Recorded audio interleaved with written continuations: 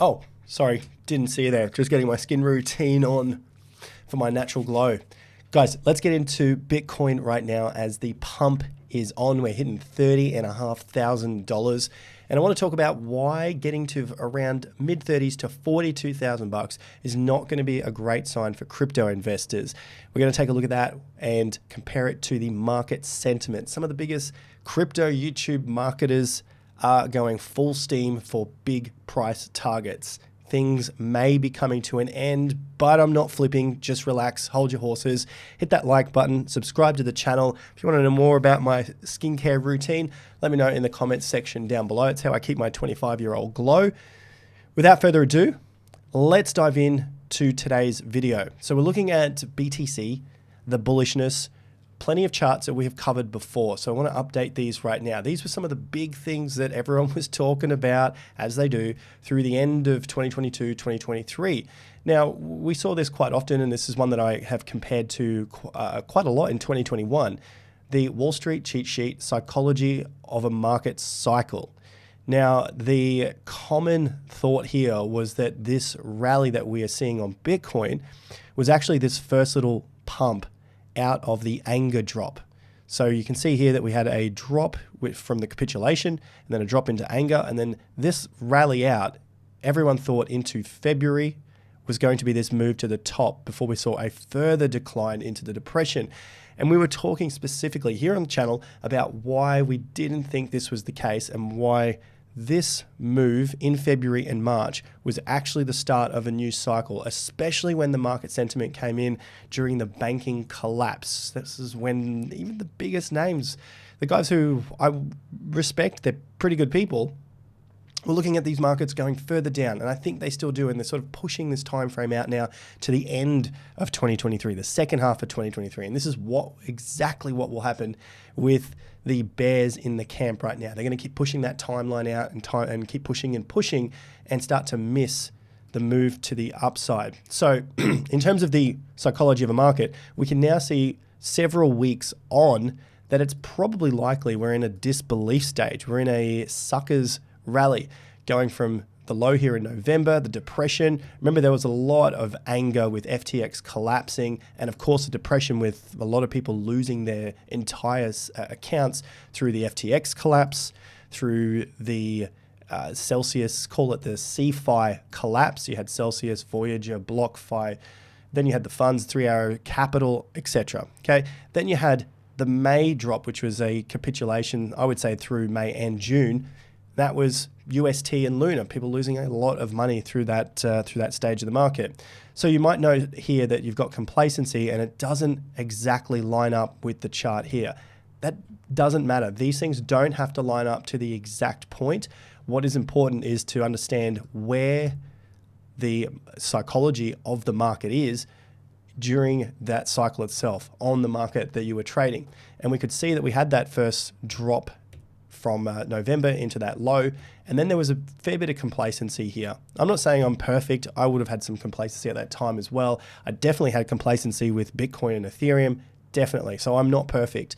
And looking back on it, learning from our mistakes, that was definitely complacency, this complacency bounce into the Bitcoin Miami conference, right?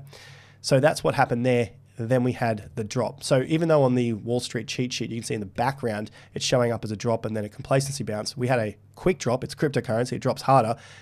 And then we had a complacency bounce here before we had all of the moves to the downside, the anxiety, the denial, the panic, probably this here, and then the capitulation into that June low, which was essentially basically where the price stopped. Sure, it went a tiny little bit further, but then we've bounced pretty hard from that point. So if you were buying in June at 17.5, like we talked about here on the channel, looking at our ranges for the decline into the bear market, then you'd be sitting pretty right now. The lesson there is these things take time. They take months and months to play out. From June to where we are now, you're almost at 100% return, but you had to endure all of that pain from June into the November low, then wait out December, 6 months.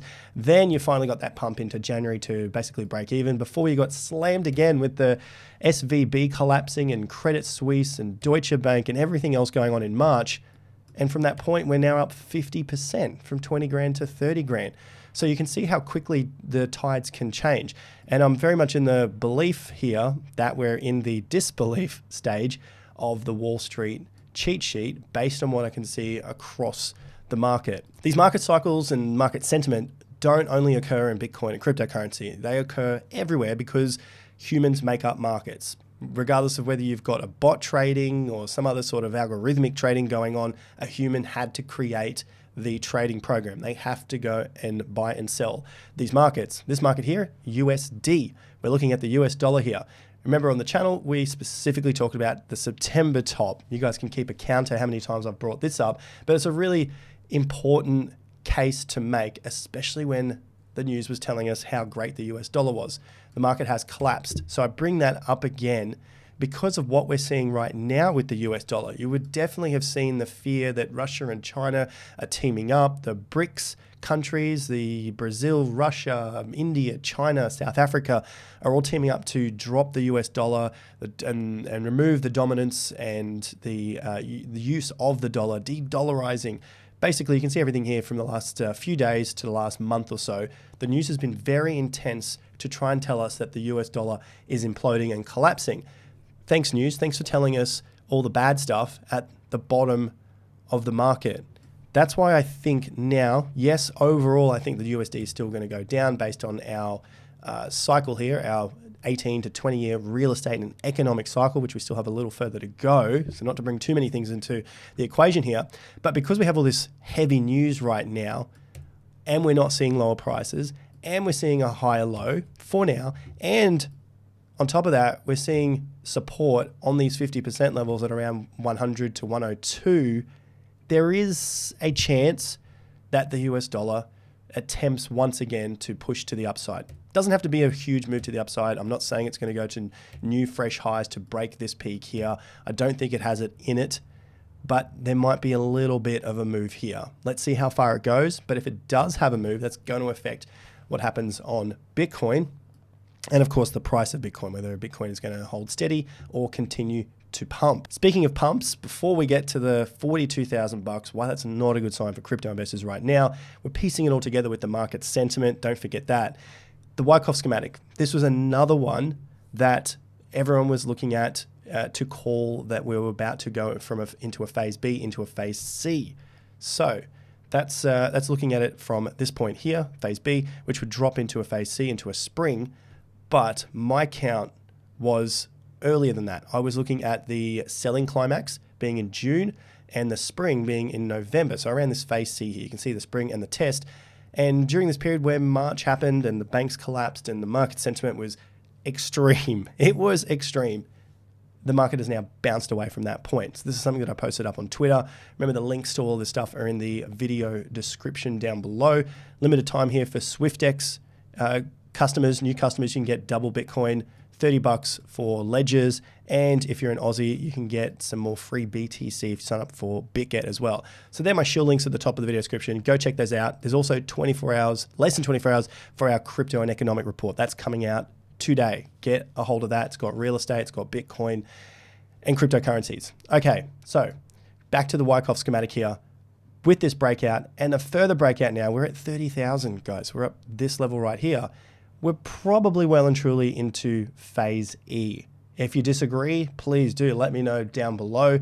But I think by this stage, many people are starting to see that it was in fact a phase A, B, C that we looked at for the spring, and now we're bounced out. So this is all just piecing together the bullish narrative here because of how long ago, 5 months, was the low. 5 months ago, we saw the low.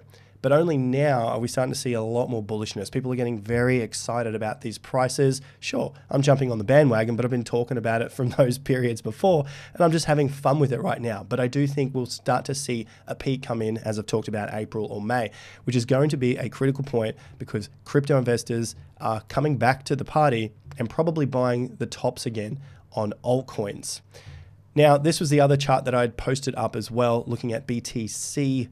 As it leaves the green bear zone, it usually doesn't come back to this zone until the next bear market cycle. If you want to see more of that, like I said, Twitter is in the video description. I'll bring this up again on the channel, but essentially this is just to add a piece to the extra bullish narrative, which has begun many, many months ago. So it's to try and understand the timing of where we are. Although it may seem right now that things are starting to seem safe and bullish, and Bitcoin's got to go and test 42 or 47 or maybe $50,000, or maybe we see 60,000 or a new all-time high in 2023. I don't think that's the case, but that's what we're starting to feel now, which is why I keep bringing up the news events and the examples that we talked about here on the channel, looking specifically at the US dollar and other times during the Bitcoin bear market, just to remind ourselves that this bull run did start 5 months ago, and things do twist and turn and flip and flop, and eventually we will see a peak and probably a little bit of a decline. Let's see where the peak comes in first. From a graphical point of view, in terms of the market sentiment, the fear and greed index is hitting new fresh highs. You can see back on 21st of March, it was at 68, and just yesterday we're at 68 as well.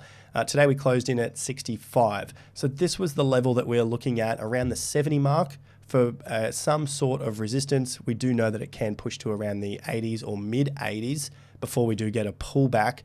It starts to get a little bit volatile at these areas because this is where the dumb money comes on. A lot of retail comes back. Even the big players with big money can be dumb money as well because they're coming back too late. They're the ones who thought the market was completely bearish, and now we're starting to see higher and higher prices, and they start to come into the market. So what we're seeing now is this 70 level, and we're starting to knock our heads on this level. So I suspect we're going to get to some sort of volatility in the emotions of the market, even though we could head higher. And that usually gives a signal that the top is coming in. Not the cycle top, not the end of it, an intermediate top. Keep that in mind, an intermediate top. So these levels that we're looking for, 42,000, why that's an important level? Well, it's 50% from the cycle low, the bear market cycle low. I do know many people still believe that it's going to go below 15,500. Probably not the case.